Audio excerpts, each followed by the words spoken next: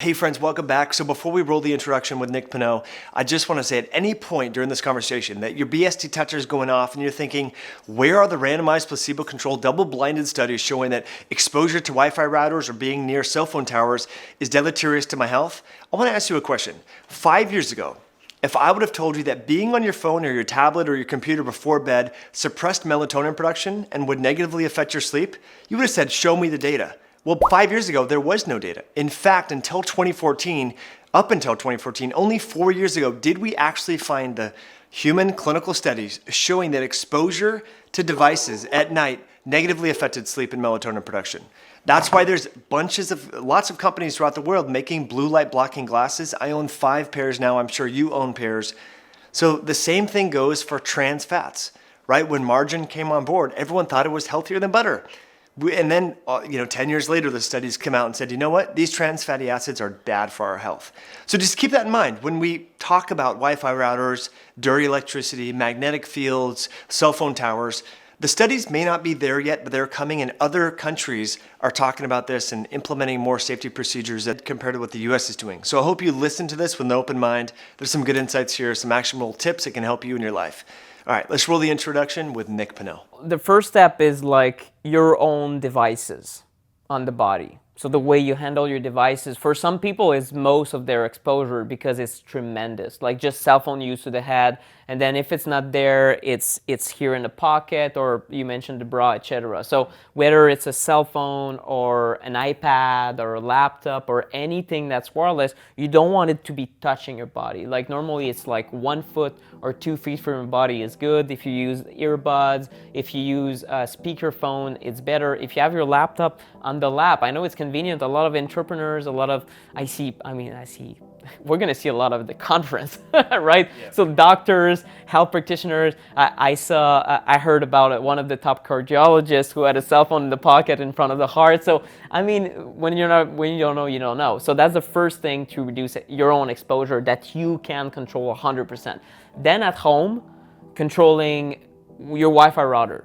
Try to get rid of it. If you really want to go Ben Greenfield often talks like, I don't have Wi-Fi at home. I decided when I had my son, Elliot, to kill Wi-Fi. My wife is the wife and co-CEO of this company who published a book on the topic, and it was hard for her because we have wires who go like in the living room. Like it's not ideal. We have to do the wires in the wall. We haven't taken the time to invest. It's gonna cost a few $100 and some works, and I don't know, like it's tedious, it's hard. Even for me, it is very hard to walk the talk. Only this year, while writing this, I was on Wi-Fi. I'm okay to say that because, well, it was the way I'm able to work, and I had to get out of home, and now I try to work Ethernet in my office, but we have wires running everywhere. So it's not ideal, but trying to if you reduce Wi-Fi at home, it's tremendous.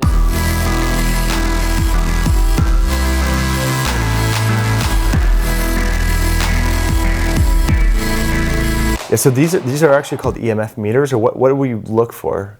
Yeah, EMF meters. EMF meters, that's what they're called. If you look for the extreme cheap stuff, like EMF meter on Amazon, you'll find like Chinese knockoffs for like $25. I wouldn't even go that route. Wouldn't recommend it? No, definitely not. Okay, I'll put links in the show notes to these guys. That you yeah, sure, maybe this sure. One. How'd you figure all this? How'd you figure all this stuff out? Like trying the meters and. Well, yeah. Which ones are worthwhile? Do you have a mentor in the space, or is it just you? Well, it's so many different things. Like I would say, the building biology movement and profession is like I'm not the meter expert. I like to talk about meters because people like this radiation is invisible, right? And they don't believe it when they hear it, when they see it, they see the numbers. Of course, some people use it to say, oh, it's in the red, it's super scary, right? Like fear-mongering on the internet, like, oh, this could kill you. It's not that. Building biology has guidelines. Like you have certain guidelines for radio frequency, and these guidelines have certain levels of interventions. Like, oh, this is like a severe exposure. This is like a no problem exposure. And it's based on the movement of building biology, so being in a healthy building. So the building biology looks at air quality, water quality, mold, and also EMFs. So it's part of the building biology movement. So these guys figured it out through, well, decades now of the building biology movement who came from Germany. And now doctors are reusing these guidelines and seeing, okay, well, do people feel better when it's a no exposure environment? And the answer is often yes. Like most people feel better. And just the simple test is turning off everything in your bedroom for 3 nights. So no cell phone, turning off the Wi-Fi, even the circuit breaker, you can do that, it's free. Most people report better sleep. So there you go. You're sensitive, right? You're impacted. So it's when you remove the offender, just like processed foods. When you remove the McDonald's, all of a sudden you're like, oh, like I'm alive again, right? So it's exactly that. Same thing for EMF. So these meters are really the beginning stuff, and the way I figured out that these are good is through recommendations from other people that I follow. That have tried it and said, hey, Nick. That have tried it, and depending on what they measure, what frequency range, so everything has a frequency. So like this would have, if it's a frequency of Wi-Fi, it would be like 2.4 gigahertz until 5 gigahertz maybe.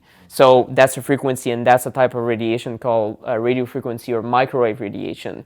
And if I wanted to measure magnetic fields, for example, who come from, for example, the worst thing with magnetic fields in a home can be 2 things mainly.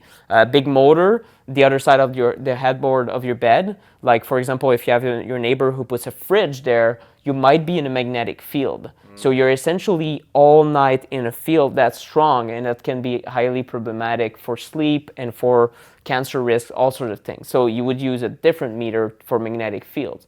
So, or some of these meters have 3 modes to them, and they measure 3 things: electrical fields, magnetic fields, and then radio frequency.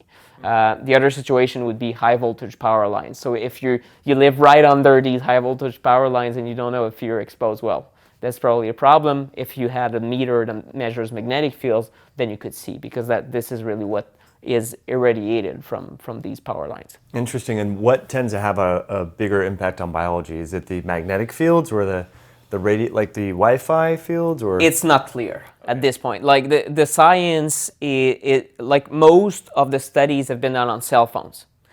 So few studies have been done on Wi-Fi. Like, I think it's a few hundred. On cell phones might be a few thousand, but a few hundred studies on something that everyone uses. It's kind of crazy that the ensemble of data is so small, right? And then we don't necessarily have even good epidemiology about people who started using Wi-Fi. Did they get sick? And then we're in the middle of the situation where, well, who's unexposed? So no control group. So it makes it extremely difficult to study. So it's very hard to say which one is more harmful. Some people feel more sensitive to certain things. It might be cell phone towers. Some people aren't even bothered by a cell phone, but the tower, the way it pulses, is a problem. Other people, it might be Wi-Fi. Other people might be magnetic field, or a type of EMF that's called dirty electricity. Dirty electricity is like when normally you have 60 hertz here in the wall. So that's the frequency, and it's super smooth. Normally, what happens is that there's 60 hertz and there's 1,250 hertz, and all these different spikes of voltage, these harmonics that shouldn't be on the line are there. And it irradiates from the walls, and your biology can feel it. So some people feel sensitive to that. So it's really unclear to this point. There's no cookie cutter answer like, okay, well, which one and how to quantify. And I think that's why a lot of people who are like evidence-based medicine and even practitioners have a hard time getting into EMS, because it's like, okay, well, it's so huge. Are you telling me the electricity in the wall is killing someone, or what is causing symptoms exactly? And it's unclear. What is clear is that when you remove all of these offenders and you live in a zero electricity, zero EMF environment, the observations are incredible from doctors. People go camping and they feel better. They get good sleep. Yes, exactly. And I mean, one of the stories I heard lately interviewing Dr. Dietrich Klinghardt, who's like one of the pioneers in the treatment of chronic disease, he always comes up with these stories. So I interviewed him for the course, and he blew my mind with a new story out of nowhere. I don't think he recalled that on any podcast. And the story goes like this. Oh, I decided to verify my assumption that EMFs could be a huge issue for my patients. I didn't want to just take people's word for it. So I flew people from Europe and from America to Brazil in a radio silent zone. And he said 5 to 7 days, I got people who got out of wheelchairs, who were like chronically ill from Lyme. I got people with ALS that don't have symptoms anymore. And they were like on the verge of dying or like losing function. So he said, well, it doesn't prove EMFs have caused all these things. It proves, I think, or it shows a point that people can become so sensitive to that stuff more than we can think, and everything is so polluted that their environment is incompatible with their body. They're like, and they need like ancestral levels of EMFs to go back to healing mode, just like some people need ancestral foods, right? But it's hard to find nowadays. Yes. Yeah. That's such a great point. I mean, I think everyone's cup is becoming overfilled. Like you talked about the foods. Yeah. You know, sleep is bad anyway because people are looking at the phone. There's toxic light, blue light exposure at the wrong time, circadian biology. So this is just another piece of the onion that's affecting certain people. And maybe epigenetics, or they weren't breastfed, or they were given vaccines, or whatever, right? So this is a piece of the puzzle. Yeah. And I think unfortunately, the people that are susceptible, the very young, the very old, immune compromised, could be the ones that suffer the most, unfortunately. And I've gotten some kickback on this because Ben Greenfield, we've interviewed him a couple times on our show, and some people were like, oh yeah, he turns off his Wi-Fi. Like what? There's no data to support that. But there's some research coming in, like Europeans have different standards. You were telling me when we were talking on the phone like a couple weeks ago that Wi-Fi routers are not, in France, I think they're not allowed in daycares or kindergartens. Can you talk about what other countries are doing to kind of protect their people? Sure. So there are a few countries where that's the bizarre thing, right? That I mean, I get it and I don't get it at the same time. It's because people, I've got skeptics, I've got some people, evidence-based medicine, who say, "Oh no, it's not a problem. You're bullshitting everyone." Can we swear? Oh yeah, you're good. Okay, but this is bullshit, Nick. Yeah. So basically, the World Health Organization says, "Oh, the link isn't clear," and the FCC says the link isn't clear, and you're telling me that you say the link is clear. Like, how dare you? Well, no, don't take my word for it. In other countries, they look at the same data that everyone has, PubMed, the studies, and then they say, okay, is it enough to take action? There's a difference. It's a difference of mentality. How do we apply this information? And some follow the precautionary principle, who says, well, if there's uncertainty of harm, so there's hints, and there's like the data is like, well, that's me. The way I see it, it's overwhelming. Other people will say it's underwhelming. Okay, fine, but certain governments have decided, well, it's whelming enough that we should do something about it. So France, for example, you named it, like, okay, let's remove Wi-Fi from nurseries and kindergarten. It might be preschool. I don't recall exactly. Israel is really on top of it. Like when they charge devices, the government says you should charge devices outside the classroom and have like a sign that says, oh, watch out, this is non-ionizing radiation. And in the meantime, in America, you would say, oh, non-ionizing radiation does nothing, right? So it's a perception that it cannot do anything. And that was the perception with X-rays at first. And smoking and all kinds of things. And all kinds of things. Crisco. Well, exactly, Yeah. right? And so it's just a perception. We've been convinced that there's no way they can do something. They're ubiquitous, and we love them on top of that. So it's a very different thing. And we hand them to children, to their hospitals, and you see cell phone towers right there being installed. So if it is true that effects are caused, then, I don't know, we all freak out. It's like too big. It sounds too big for it to be true. So we decide to do nothing about it. But certain governments do something. In China, they have lower standards.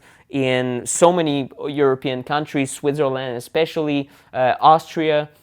So they have more stringent standards. What do they do about it? Like, how is it that you can still have a cell phone in Austria, for example, or in Switzerland? Well, For starters, they will not do what I saw here driving on the highway and put cell phone towers, cell phone masts with like 50 antennas right next to a store and to maybe a kindergarten. They would not do that because the levels will be too high. So they will opt for, okay, country, like we're gonna put it on a hill somewhere, and then we're gonna get good enough connectivity, and the telecoms, well, you can just, you can go to heck, like we don't care, this is the rule. Yeah. They still get internet. Right. So it's a societal choice where the government says, no, these are the rules, our standards are lower because we assess the science and we say it should be lower.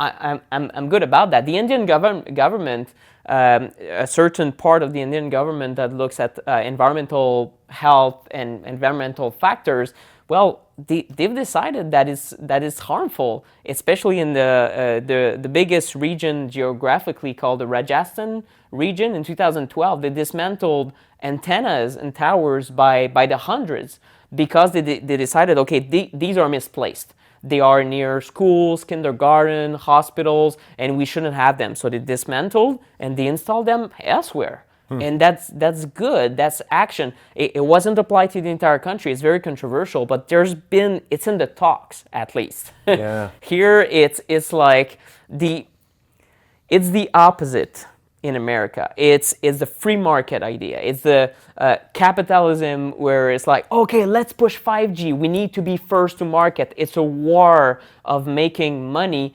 And unfortunately, these companies are, some people will go like, oh, conspiracy, they bought our politician, everything is corrupt. Politicians, I think, are extremely misinformed. And they're informed by informants from the industry. Like, oh, we're going to educate you about these drugs. Big Pharma, we're going to tell you this is perfect, right? This is the way it's handed to them.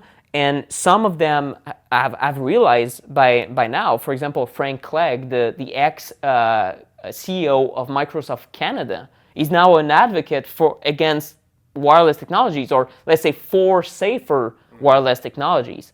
Well, the guy has spent his entire career, right? But eventually you realize, oh my God, this stuff is real. So he's not crazy. I'm not crazier than the other guy. I just think that if other countries are taking action, and I think the data is sufficient, personally, having reviewed it in depth, not just taking the word for it of certain organizations and the World Health Organization and saying, oh, there's no link. Now, what is it saying? Well, the PhoneGate scandal. Have you heard about the PhoneGate? I don't think I have, no. In America, no one has heard about that. Yeah. In France, in 2017, what they did is that normally the cell phones are being tested. Let's say this is a cell phone. It's being tested 5 to 15 millimeter from the ear. Okay? So right there, you're like, why? I don't know. These are the standards, right? When you test them on the body, right next to the body, they exceed radiation standards that date back themselves from 1996. So they exceed 90% of the cell phones that were tested close to the body without separation exceeded the safety limits. So it's 90%, but some of them went tenfold over the limit. Wow. And this is 2016, 2017. Well, the French government is barely talking about it because it's such a scandal. And it's been in a recent, there was a ranking of like the most not like censored stories in America, and it made it for 2018 from a magazine that does like independent news media. That's very credible. I can't recall what it is, but it's just to show you that we don't talk about it. And of course, like, which media in America would take this story and say, oh my God, stop using your cell phone? Well, who are the advertisers? It's even bigger than Big Pharma. So they have a lot of grasp on what is said and what is not said. And this is not a conspiracy, these are facts. And the same thing for Big Pharma. Like, if you want to talk against certain industries, it's hard. It's hard to get your message out there. So I have like to be independent. I have to publish information. I have to try to spread the word on an independent podcast media like yours. And this is the only way that I think we can achieve something from the bottom up. And then some people are attacking the top. are saying we're going to put lobbyists, but for safer technologies. We're going to attack the companies. We're going to sue them, right? So different approaches. I prefer like education and this ground-up movement. I saw it with the organic movement.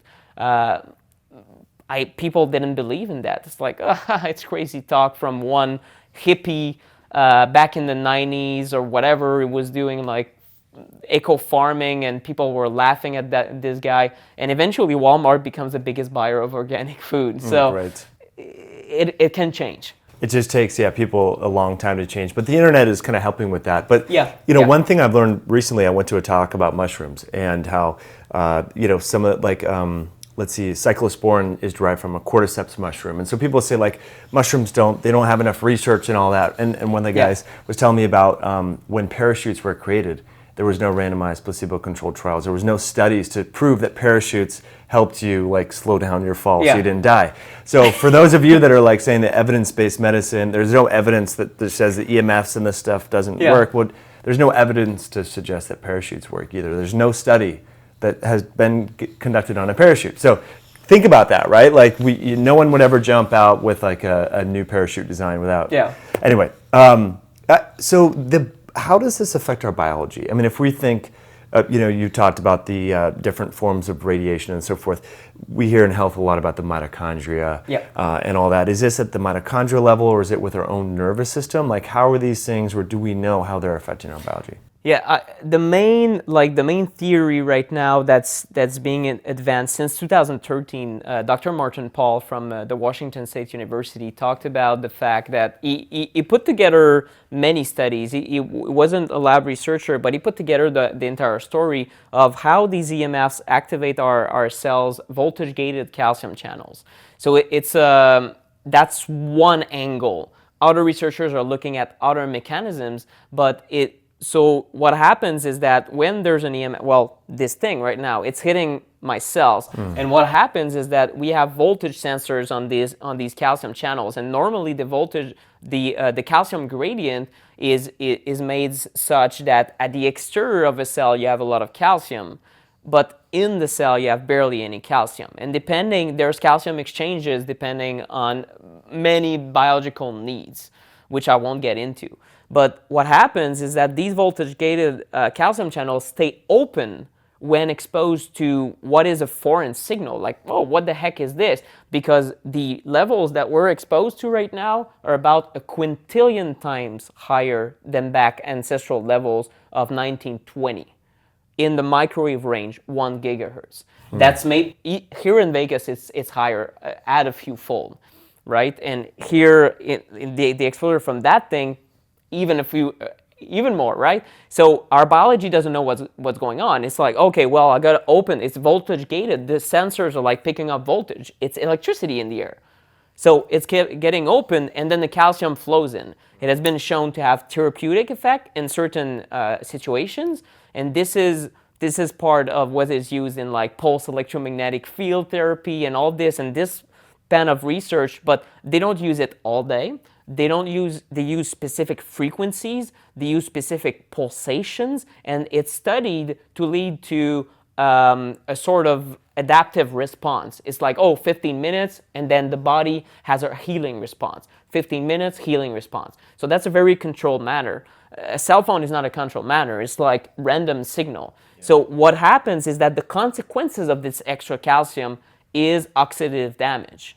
And the consequences of that is opening of barriers, like the blood-brain barriers, single, double DNA strand breaks, and an overall loss of mitochondrial function long-term. And so different researchers are looking at like, okay, how is it impacting the mitochondria? And one of them is Paul Heroux from, he's at the University of Montreal, it might be McGill, don't want to misquote him, but he's looking directly at how this slows down ATP production, literally because of the effect on the water structure in the cell. So there are a few angles, but the mechanism, we don't have to wait on the mechanism that much. Some people get lost in like, there's no mechanism, couldn't happen, it shouldn't happen, so it doesn't happen. And it's like, this is confusion. Let's look at what is studied in population epidemiology. When you use a cell phone, you're a heavy user, especially if you're a teenager. Just using a cell phone before 20 or 21 years old can increase your brain cancer risk of 500%. That's the Hardell group. Some people would say, oh, that's just one guy, that's just one group, he's a renegade. Well, it's pretty consistent that there are links with certain types of brain tumors. But this is long term. Why are we talking about brain tumors? Like, let's look at sperm quality. Let's look at what it's doing to our epigenetic switches in children.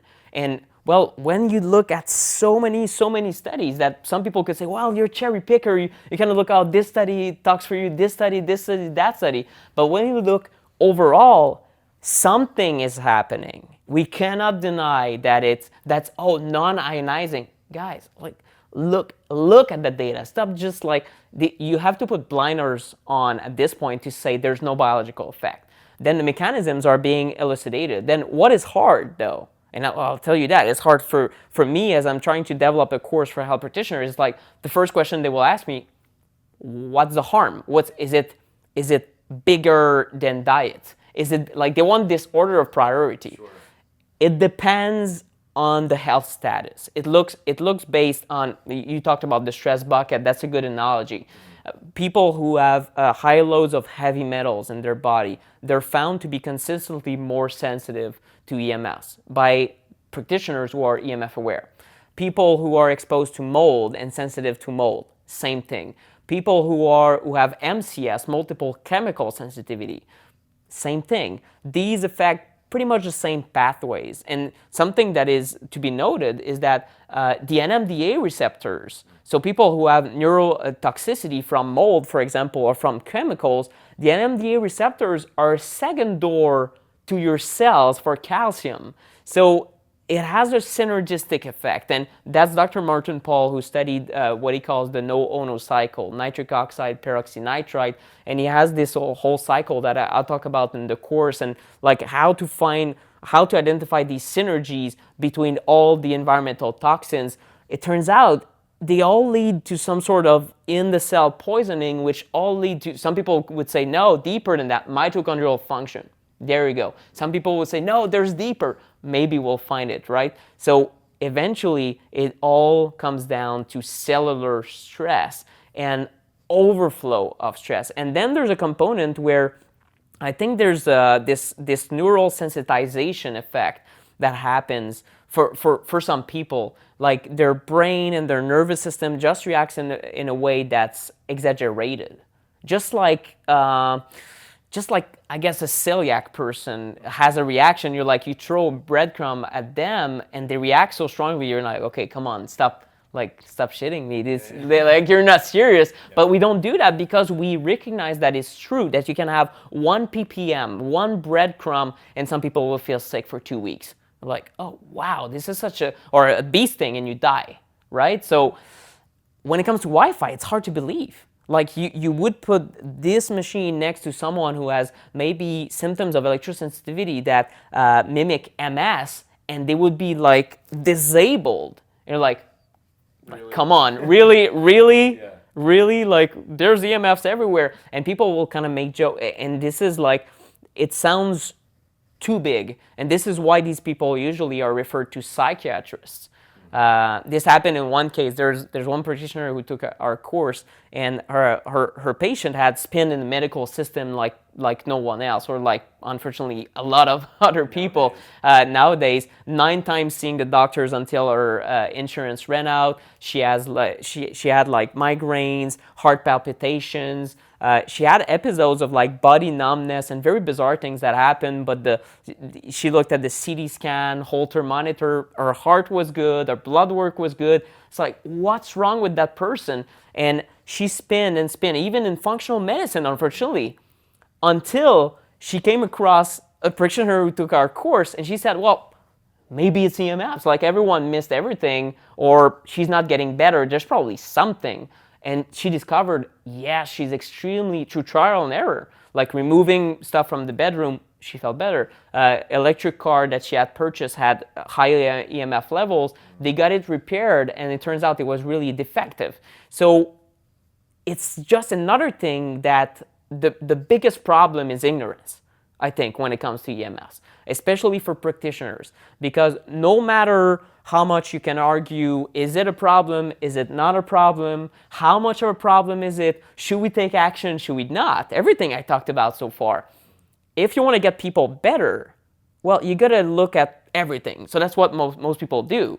Like, that's what you do. That's what you talk about, like the holistic shebang. It's like, yeah, taking medicinal mushroom, but also stress, and also like, did you have trauma in your childhood? All these things are important. If you miss one of them, you're likely to eventually come across someone who, okay, it was really what broke the camel's back. It was really too much for them. And in some cases, it's EMFs. And I would argue, in a lot of cases, it's a contributor because it's a stress, right? And it's one that is increasing the fastest. And this is why I'm still doing this. This is really why I realized, oh my God, it's credible. Like when I wrote my book, I was like, oh, wow, this is too big. But then practitioners came to me, said, Nick, we want to apply this information. You have to go deeper. And I was like, oh, come on, guys. I thought I was done. Like I told you everything I know. And then I discovered, well, there are, like EMFs, there's no certification, there's no program, there's nothing. So let's try to organize something. So I put together like a focus group. I had like one MD from the Harvard Medical School. I had a acupuncturist, a chiropractor, a health coach, a personal trainer, a nutritionist, like all. And then I said, guys, what do you want to learn about EMFs? And then we organized that at the beginning of the year. We launched a beta version, and it was crazy because after 4 days, we were completely booked out, a bit over 300 practitioners. Wow. And I discovered that they want to learn about that, yeah, because it's a hot topic, but because most of them tell me, when I try to extract this information finally, they say, oh yeah, I did see someone who's clearly EMF sensitive. So these anecdotes that some people would say, oh, it's not evidence-based medicine. Well, it's also part of being a scientist, is listening to these anecdotes. And in functional medicine, what I like about functional medicine is first you believe the patient.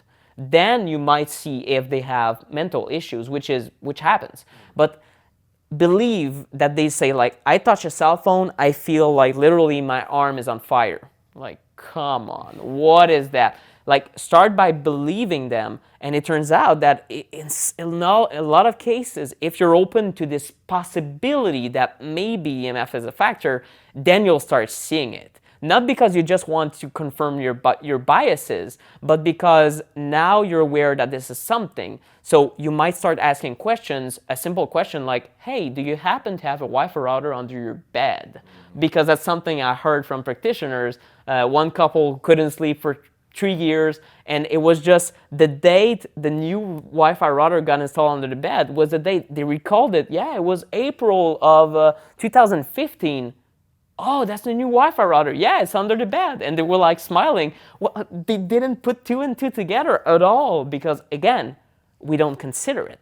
Mm-hmm. So that's really, ignorance is like the most dangerous thing. And having an open mind. I mean, yeah. There's books on decision making and all that talk about, like, we're naturally as humans trying to seek out more information to confirm what we already know. So if we go into this conversation where someone listening right now is thinking, oh, EMF is a bunch of crap, there's no evidence there, they're just going to look for more ideas that confirm what they already know. But like you said, just have an open mind and realize that, like, wow, these devices that a lot of us carry around in our pockets. I see women at the gym with their in the bra. Yeah. In the bra. For sure. And I've approached some and I said, ma'am, look, I know it's going to sound crazy, but I don't think you should put it there. And they think that I'm hitting on it. I'm like, I'm actually married, but I'm just looking out for you. Maybe you didn't hear the memo about, the radiation from the phone use. But going back to, where you were just going with that whole conversation, I mean, brain-based tumors and stuff like that in children under 20, fertility issues and things like that. I mean, a lot of people in their 30s, which should be the peak of their fertility in their life, are seeing fertility doctors because they are infertile, right? Double-stranded DNA breaks. I mean, a lot of people are getting cancer at earlier ages. Mitochondrial dysfunction, right? Think diabetes, think neurologic disorders. These are all like in the top 5 or 6 most commonly diagnosed or early causes of mortality. So, I mean, to be ignorant of the fact that EMFs are not playing a role is just being naive or just being overly biased. So, yeah, it's crazy. I definitely want to learn more about this. I mean, we can't what do you say to someone? And this actually applies to me a little bit. There's a cell phone tower within. It's about half a mile from my house. Yeah. Like Me too. We just can't pick up and move, right? I mean, I guess we could. If I was in a wheelchair, I would do so, right? Right. But what do we do in that situation? Or what do we do if someone's renting an apartment, they don't have enough money to buy a new home or move or whatever? Yeah. Like, how can we mitigate our environment and maybe our diet? And is there supplements? And where do we really start there? Sure. Well, the first step is like your own devices on the body. So the way you handle your devices, for some people, is most of their exposure because it's tremendous. Like just cell phone use to the head, and then if it's not there, it's here in the pocket, or you mentioned the bra, etc. So whether it's a cell phone or an iPad or a laptop or anything that's wireless, you don't want it to be touching your body. Like normally, it's like 1 foot or 2 feet from your body is good. If you use earbuds, if you use a speakerphone, it's better. If you have your laptop on the lap, I know it's convenient. A lot of entrepreneurs, I see, we're going to see a lot of the conference, right? Yeah. So doctors, health practitioners, I heard about one of the top cardiologists who had a cell phone in the pocket in front of the heart. So, I mean, when you don't know, you don't know. So that's the first thing to reduce your own exposure that you can control 100%. Then at home, controlling your Wi-Fi router. Try to get rid of it. If you really want to go like, Ben Greenfield often talks like, I don't have Wi-Fi at home. I decided when I had my son, Elliot, to kill Wi-Fi. My wife is the wife and co-CEO of this company who published a book on the topic, and it was hard for her because we have wires who go like in the living room. Like it's not ideal. We have to do the wires in the wall. We haven't taken the time to invest. It's going to cost a few $100s and some works, and I don't know, like it's tedious. It's hard. Even for me, it is very hard to walk the talk. Only this year, while writing this, I was on Wi-Fi.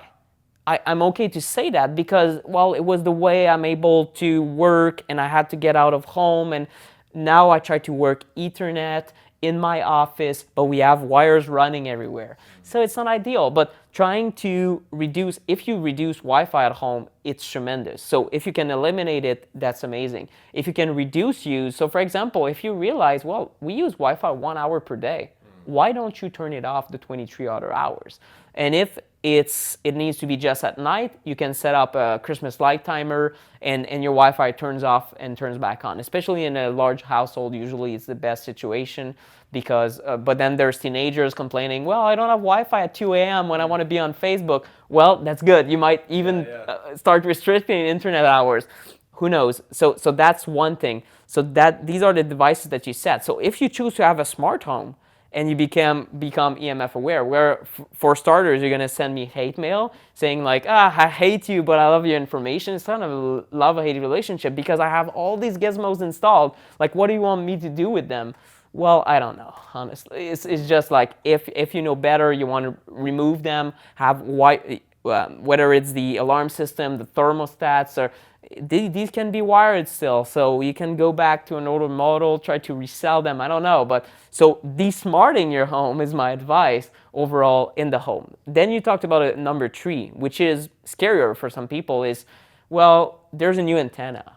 How do I deal with that? And with the advent of 5G, we're talking about the new mast or the new small cell antenna every 3 to 12 homes and every traffic light sign. So if you have your penthouse, New York City, and you're like, oh, this piece of a house is like, the housing is going up, and then all of a sudden they install that in front of your bedroom and you're stuck, right? Well, in that case, you need to see a professional that will not be me with these meters, that will have these meters of several $1,000s, either a building biology expert, which you can find if you just Google building biologist and then your city, you should be able to find one. There are several hundreds in North America.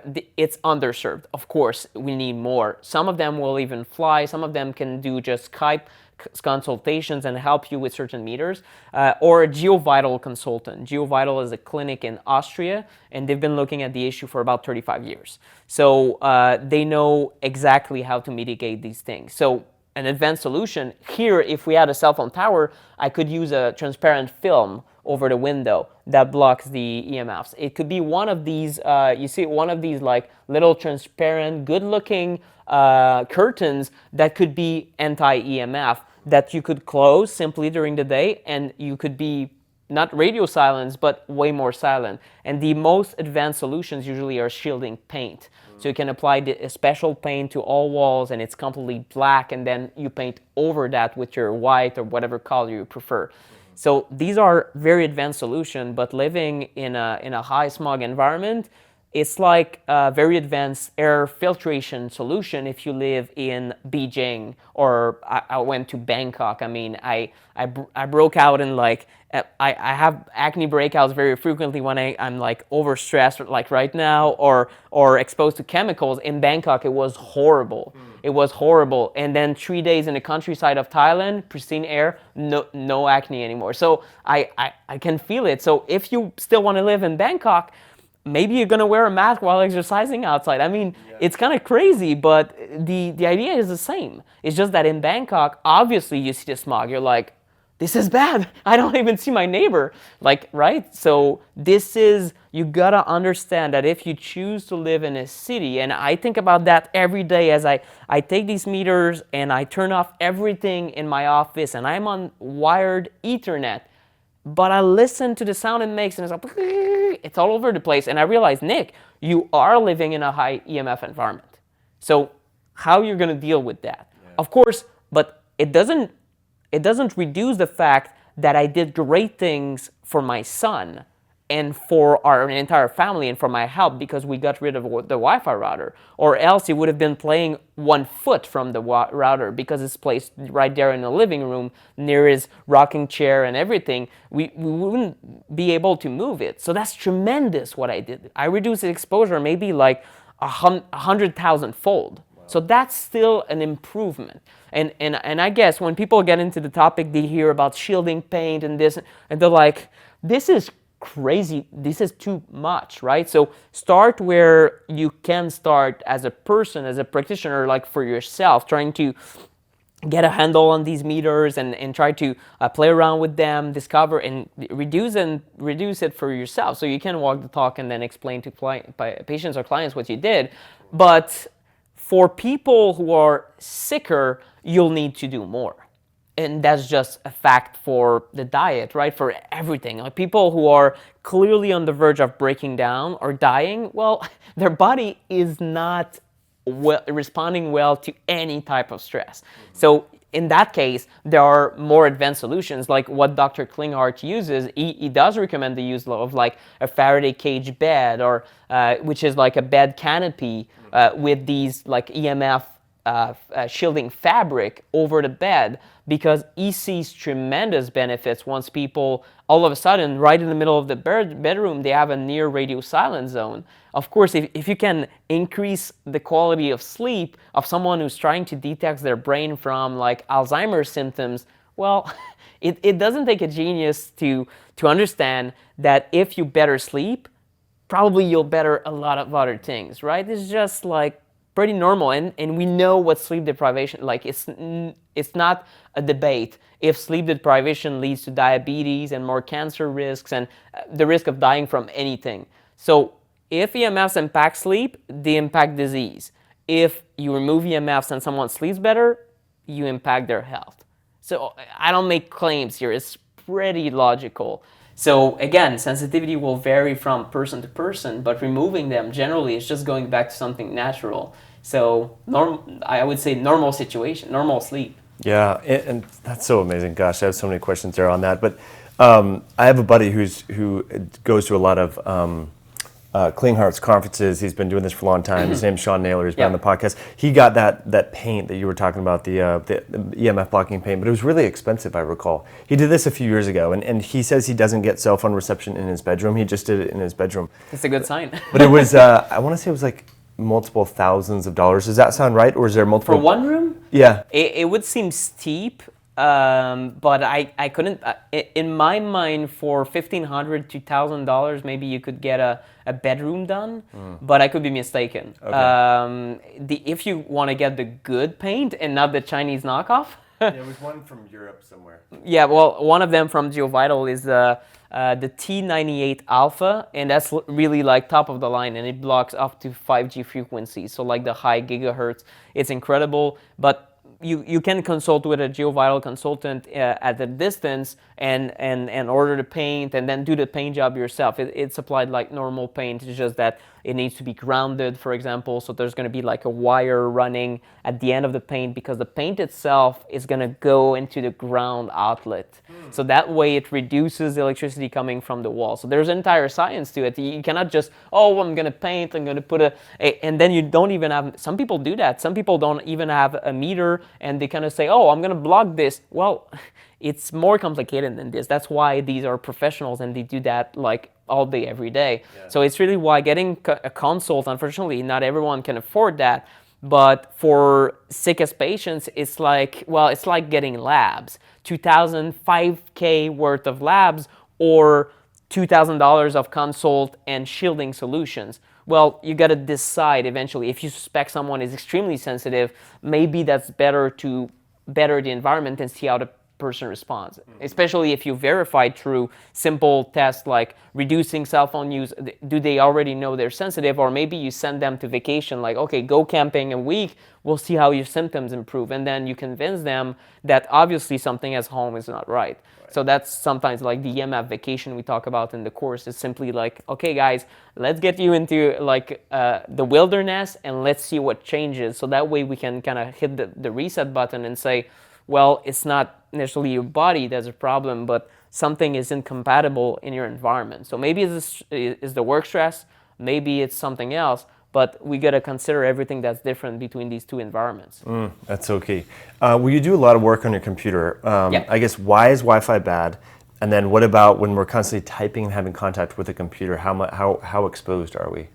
Sure. Well, Wi-Fi, the biggest exposure that you're getting is in fact not from the Wi-Fi router. If you put it in a remote place, in the middle of in the corner of your garage, it's your computer, because your computer is a receiver from the Wi-Fi, but it's a sender to send it back to the internet, right, through the router. So you're in front of the router, so to speak, which is your laptop. So it's really working on Wi-Fi is exposing you very close to the body. So it's not like cell phone use, but we do it more often. Like a lot of people these days, like, don't call me, like I'm gonna text. So it's not as popular as it used to be, like talking on the phone, except in certain professions. And I would say these guys have like professional hazards, or like, well, that's like a factor. Professional factors of like EMF exposure is also something we talk about in the course. But when it comes to Wi-Fi use, it's just that you're exposed maybe 40 hours a week as an entrepreneur, maybe more.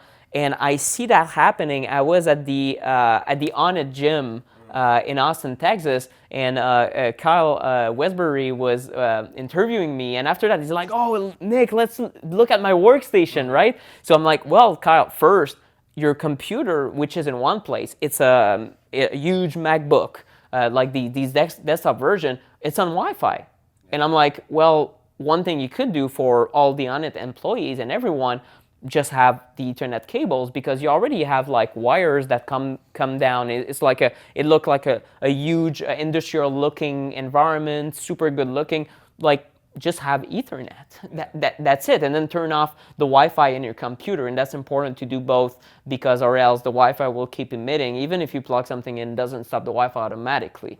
So you gotta kind of put your computer on airplane mode. And just doing that, well, it might be tremendous for the productivity of people, or just even if it's just their cancer risk, just like offering a good thing for everyone's health, right? Whether they feel sensitive or not, the stress is happening on a cellular level.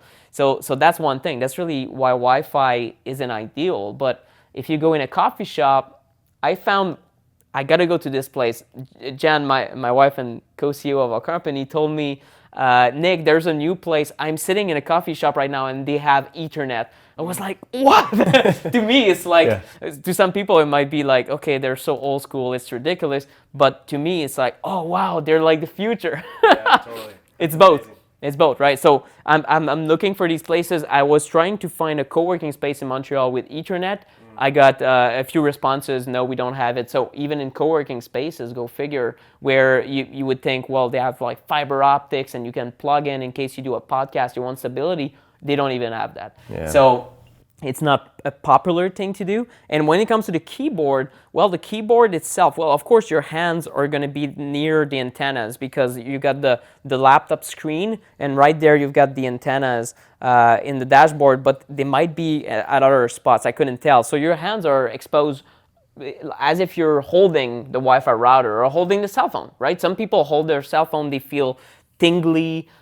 Some people have symptoms that look like carpal tunnel, that they think it's inflammation of the wrist, and it might be exacerbated by Wi-Fi or even caused. Some people would get skin issues, or their fingers feel odd, and that's from working directly on the computer. You're exposed to the Wi-Fi, you're exposed to magnetic fields from the keyboard, you're exposed from the electrical field also. So it's electricity. It's low-level electrical shock beyond your level of feeling, right? So who knows what it's going to do? But Evan Brand, for example, of not just, well, now it's the Evan Brand show, a guy that's been Texas, yeah, he's been talking about EMFs. Like, I learned from Evan Brand like 2013 on his podcast, something crazy. I first learned about EMFs. I think it was from him. It might have been from Evan. So thanks for that, Evan. He's been on the show before a long time ago. Yeah. So Evan was reporting that he couldn't figure out why his fingers were like painful, and he realized that when he stopped using his keyboard on the laptop and used an external keyboard, all fixed. So he got an even greater respect for and he doesn't feel that sensitive, or let's say he doesn't feel like hypersensitive, right? Doesn't feel completely sick. I know he had a lot of symptoms back when he lived in Texas. Now he moved back to Kentucky, but like some people, he doesn't get debilitated by one cell phone, for example, which is an extreme sensitivity. And yet he can feel there's effects on his finger. So then, what is the long-term effect? Will you get cancer risks in your second bone here? No, probably not. It's not some. But what is it doing for bone health, for flexibility? I couldn't tell. It's probably not ideal. If you got pain, you've got a signal. Something is weird. Right. So I'm not saying never to use a keyboard. I personally use, just for my posture, I use something called the roost stand, like a rooster, and it's an adjustable, foldable little thing that I place my laptop right here. I have an external keyboard, and I'm always standing upright. And since then, I don't have as much neck pain and upper back pain, and it was so bad with just using the laptop and hunched over. So that's another aspect. If you're working on a computer, you got to think about long term. Like, can you do this activity for the next 50 years? Yeah. Right? And oftentimes the answer is like, my back hurts. I'm like, it is hard. It is not a natural lifestyle. So you got to get your movement in and try to unlock those hips. Like, I don't do it enough. I get knee pain because I'm sitting too much these days. So there's a lot of aspects to doing these activities at a computer that needs to be taken care of to try to kind of mitigate the damage. You mentioned supplement though. One supplement that might be interesting to consider, I think, is molecular hydrogen. I think it's in the talks a little bit, and Dr. Mercola talked about it, a lot of people, and it selectively quenches peroxynitrite. And peroxynitrite is a reactive nitrogen species that is created by these EMFs and through the VGCC pathway that I told you about. And what happens is, and Dr. Mercola, we've been going back and forth about EMFs because he's such an advocate, and I've loved the collaboration, and he opened my mind to why peroxynitrite is dangerous. He's working on a research paper on the topic that hopefully is going to be peer-reviewed in a peer-reviewed journal. And it turns out that the paper you want to look at is from Paul Patcher, and that's Pacher.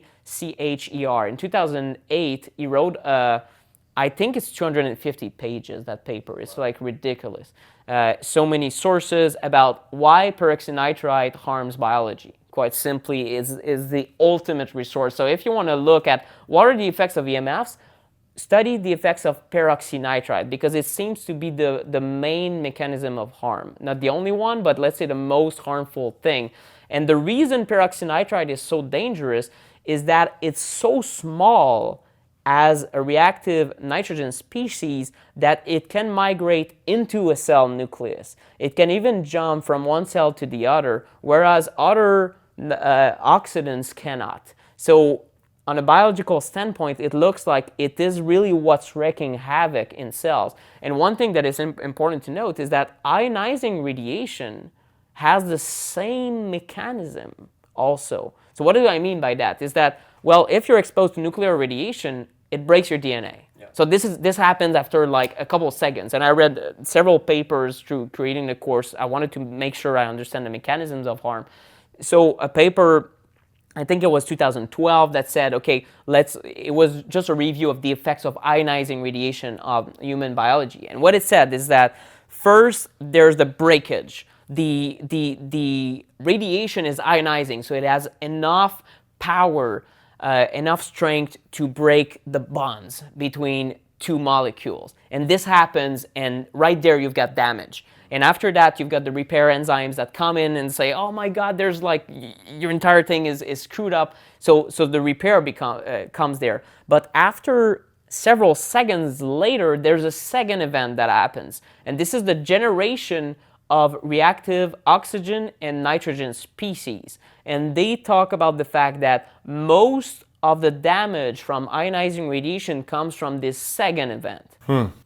Which is exactly the same thing as non-ionizing radiation. I hope that's not true, because if that's true, we're kind of deep trouble. But that's what some researchers are saying, is like, well, it's the same mechanism of harm, basically. So, they even talk about peroxynitrite being especially problematic as a consequence of ionizing radiation.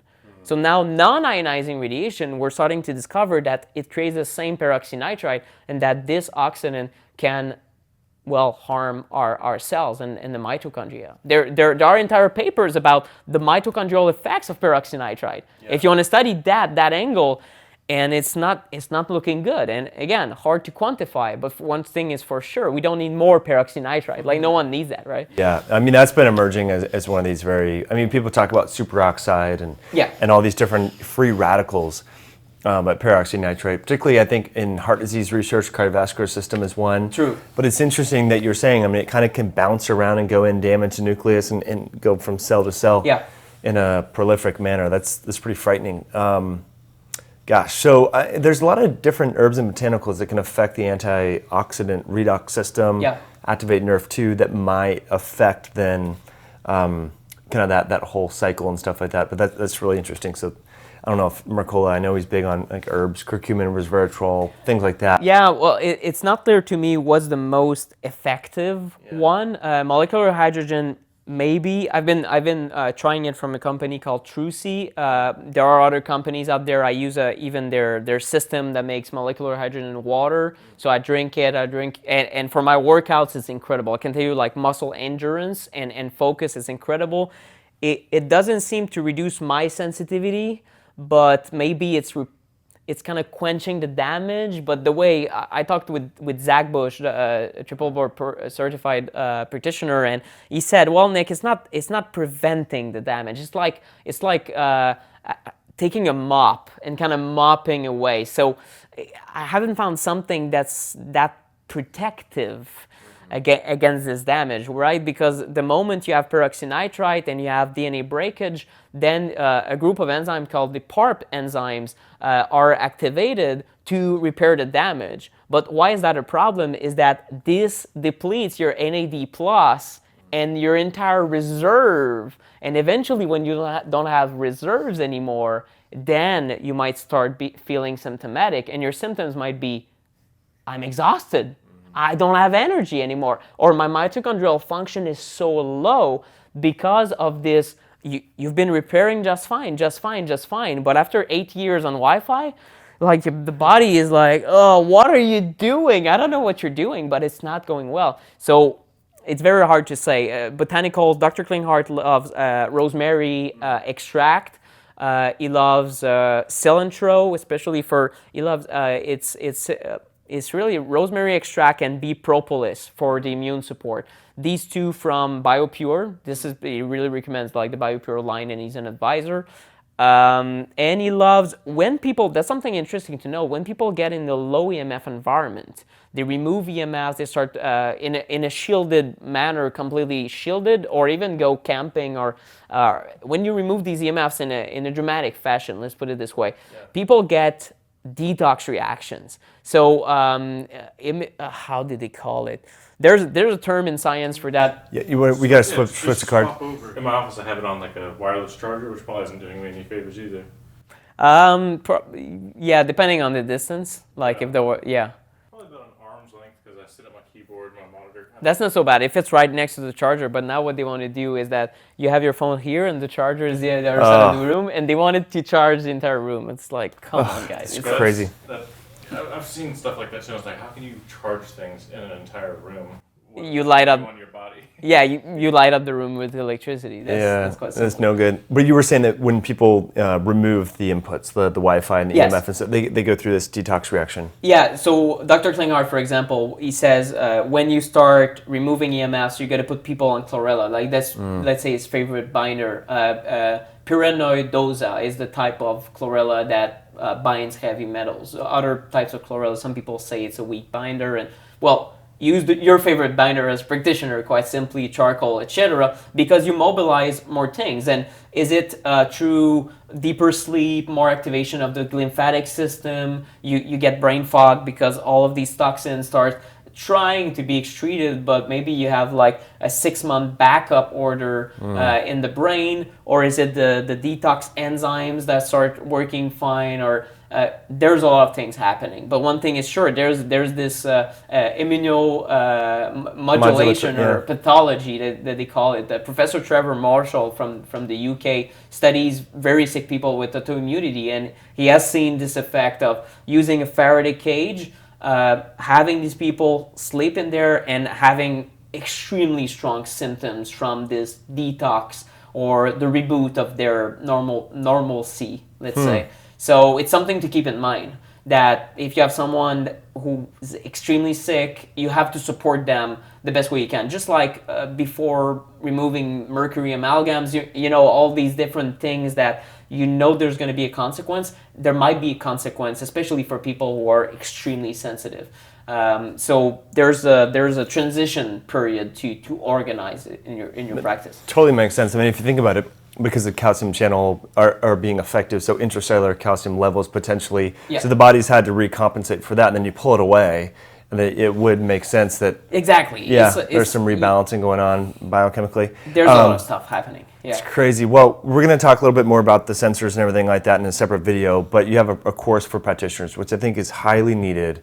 There's nothing else like this. You know, I go to a lot of functional medicine seminars and all that. I've been doing that since 2006. And I think we hear about, oh yeah, electricity, we don't know yet, we don't know enough about this. It's something to think about to practitioners, but you have really a hands-on guide to help people, you know, take the action steps and assessments to figure this stuff out and really apply this, just like they would get rid of gluten or dairy or some sort of antigen or food sensitive. This is a piece of the puzzle, and a lot of practitioners on the leading edge are confirming that. So you have a webinar coming up and some other live training. So let's kind of dive into that for folks because I think it's super important. Sure. Well, and you're gonna have links to all of these below. So perfect. So there's a PDF we released, and the feedback has been tremendous. It's been downloaded now. I think tomorrow morning is going to be 8,000 times already by practitioners, non-practitioners, people who feel sensitive, all sorts of people, but mainly practitioners. And it's called How EMFs Affect Your Patients. So this entire discussion, I realize, is overwhelming. Quite honestly, if people are just getting in the topic, they will be like, okay, they will be like 99% fear and 1% useful. They will say, okay, this guy, like Nick, I hate you a little bit because now like I'm fearful of my cell phone. I don't know what the hell to do after having listened to that. Well, this is the answer. It's like, okay, well, the first steps to what to remove in your patients, what to ask them when you take an EMF history. Right, so the top symptoms of EMF sensitivity, for example, a couple of facts about the EMF science. So it's a short read, 5 minutes, and people love it because Well, we're all busy. You just learned the gist of it. So that's one thing. The second thing is the webinar. It's if you're listening to this after the webinar, sorry, but it was Tuesday, November 6th at 9 p.m. Eastern Time. And it's called the 3 steps every practitioner should take in order to screen for EMF sensitivity. So it's really going through the EMF questionnaire a little bit, what questions to ask them, mitigation steps that are a bit more advanced than what we talked about during this interview, and then a few other parts to put an EMF protocol together, recommendations from Dr. Klinghardt that are more advanced. And I'm really kind of scratching the surface still, because the goal is to educate you and motivate everyone listening to this, of course, to take the course. I want everyone to take the course for sure, because, well, first, I'm biased, obviously, but still, there's nothing like it. And I've collaborated with Dr. Klinghardt we've got Steve Weller from an independent organization who's a real pro at EMF science. We review the literature and see, okay, how many studies show effect, how many studies do not, and what are the funding sources. We go deep, way deeper than I could go as a non-scientist, I must say, and analyzing exactly the portrait and where are the biases. So I've surrounded myself with collaborators of the highest level, including one of the directors of GeoVital Academy I told you about, Patrick van der Berg, who talks about these advanced shielding steps a little bit and introducing you to a whole new world in HD videos. It's incredible what he did for us to collaborate. And so this is, so if I may tell you a little bit more about the course is 5 weeks, right? The goal is to take you from, you literally don't know what EMF is, to everything there is to know in order to take action on EMFs in your practice. That's really, so we start in the base. If you've just learned about EMFs, it's for you. If you're fairly advanced, you've heard about EMFs for like the last decades, but you want something where everything is there. It's a complete solution, and maybe you've been talking about it a little bit, but you're not too sure. You're kind of you want to be prudent, but you end up not taking action enough on EMFs, or you feel like maybe it's a bigger problem than I envisioned. Well, this is for you as well. So Module 1, EMF basics, we go EMF science, symptomology, mitigation, and then the EMF protocol with Dr. Klinghardt that puts it all together. So it comes with patient handouts, it comes with the EMF questionnaire. That's a lengthy questionnaire that you can literally plug and play. You can print it out in your practice, have people fill that before they meet you. So that way you just screen it. You just say, oh, okay, 6 hours per day on cell phone, major headaches. Let's start there, right? Instead of, okay, major headaches, dysfunction, aspartame, MSG, aspartame, MSG, dysfunction of this pathway. Let's do epigenetic testing, and well, maybe cell phone, 6 hours per day, right? So try to find the obvious stuff first. So it's really how to apply this information, and I really had to go out of my own way of, yes, this is the information, this is the facts, but how do you make it useful, right? Usable for practitioners. So the feedback had been tremendous for the beta version, but it was 5 webinars that I gave live, and we recorded them. It was good, but I may be obsessed, but it wasn't good enough. So I ended up doubling the amount of hours. We're about 12 hours of EMF education total. You get the audios, you get the videos, the transcripts, the slides, everything.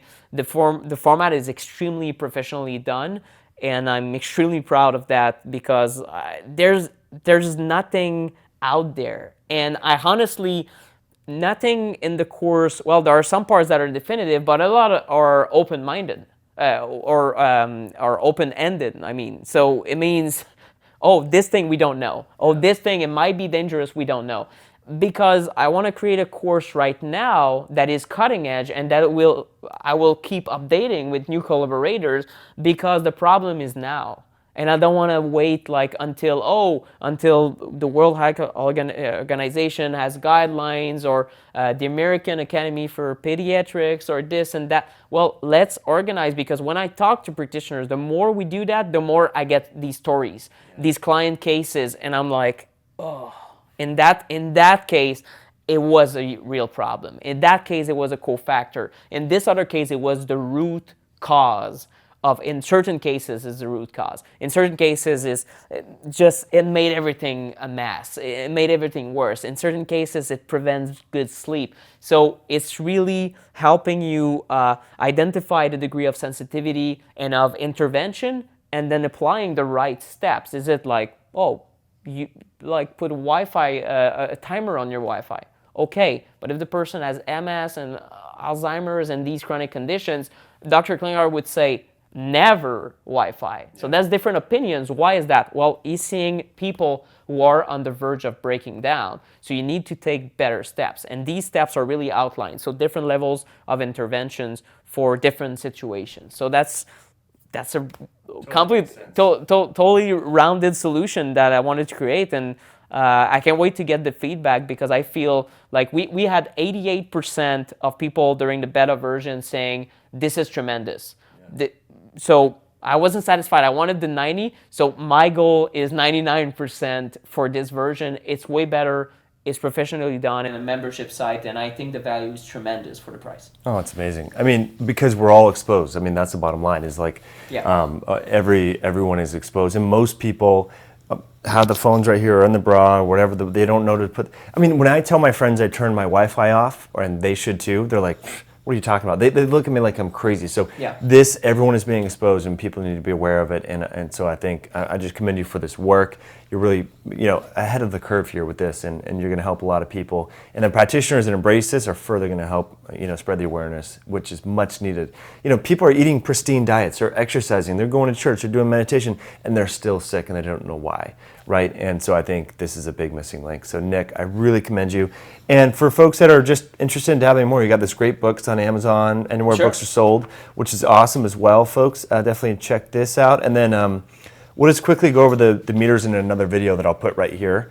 And if folks are listening in iTunes, the link for the webinar and everything is highintensityhealth.com/EMF. Very easy to track. And you can just type that in your phone, register for the webinar. All the links and resources are going to be below this video. Nick, I really commend you again. Whatever you're doing is working. You speak like at rapid fire pace, man. You're full of passion. So keep it up. Really appreciate it. Thank you. Thanks for having me. Yeah, my pleasure. Cool, guys. Thanks so much for tuning in. And if you like this video, please share it with a friend or family member that may benefit from this information. And we'll catch you on the next video.